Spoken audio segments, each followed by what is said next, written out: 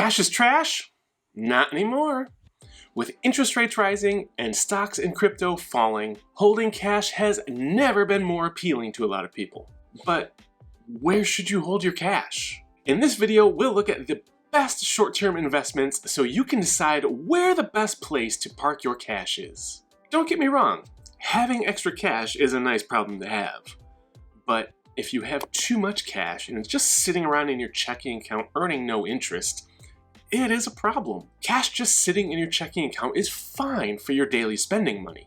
But for our emergency fund or any cash we're planning on holding just a little bit longer, we're going to want to explore different options. Probably the most popular one of those is the high yield savings account. A high yield savings account is great because it keeps your money 100% liquid. You can access it whenever you might need it. But at the same time, in a high yield savings account, your money will be earning a lot more interest than it will in your checking account or even a savings account with a traditional bank. Banks like Chase and Bank of America, they're still paying under 1% on their traditional savings accounts, whereas most high yield savings accounts are now paying 3% or more in interest. Personally, I've been using Yada Bank as my high yield savings account since the beginning of the year, mainly because I love how they run weekly sweepstakes where you can earn prizes that will boost your interest rate even higher. Most weeks I win a few bucks, but the weekly prizes for saving your money at Yada Bank can be as high as $10 million.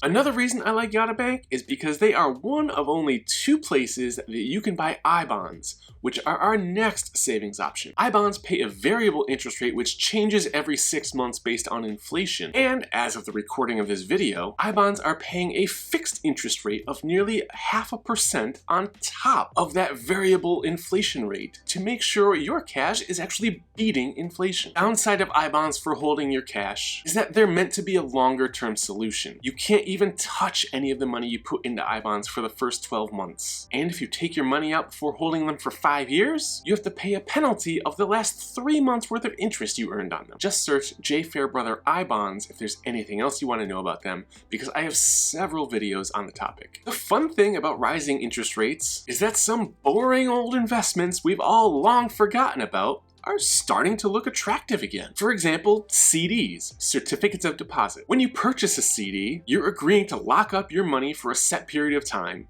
It can be as short as a few months or up to 5 years or even more, in exchange for a set interest rate over that period of time. Normally, the longer you agree to lock up your money for, the higher interest rate the bank is willing to pay you on that CD. But right now, the CD market is looking a little strange. You can get 1-year CDs, which are paying up to 4.5% interest. And that is nearly the same rate as 5-year CDs are currently paying. And if you're worried about having your money locked up for the whole duration of a CD, there are a few options you can explore. The first is a no penalty CD, which is exactly what it sounds like. It's a type of CD that doesn't have an early withdrawal penalty. The trade-off with a no penalty CD is it'll usually have a lower interest rate than your traditional CDs. Another option is to buy a brokered CD. A brokered CD is extremely similar to your traditional bank CDs, except it's offered through a brokerage like Charles Schwab or Fidelity. And unlike a bank CD, with a brokered CD, you can buy and sell them at any time with no penalty. The only catch is the brokered CD may be worth less when you go to sell it if interest rates have risen in that time frame. It acts much like bonds in that kind of manner. Speaking of bonds, short-term government bonds, or T-bills, are another place you can invest your cash that are looking more attractive now than they have in years. T-bills have durations anywhere from 1 month up to 1 year. Currently, 1-year T-bills are yielding 4.6% interest. You have to hold the bond until maturity to receive that interest, but government bonds are probably the safest investment that is out there.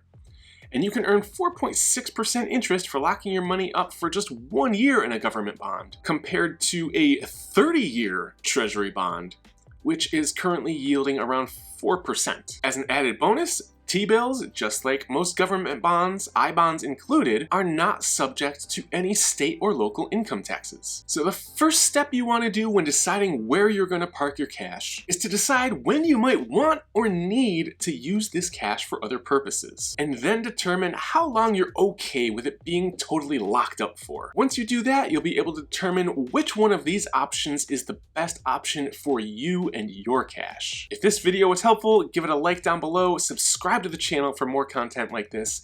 Thanks for watching, and I'll see you next time.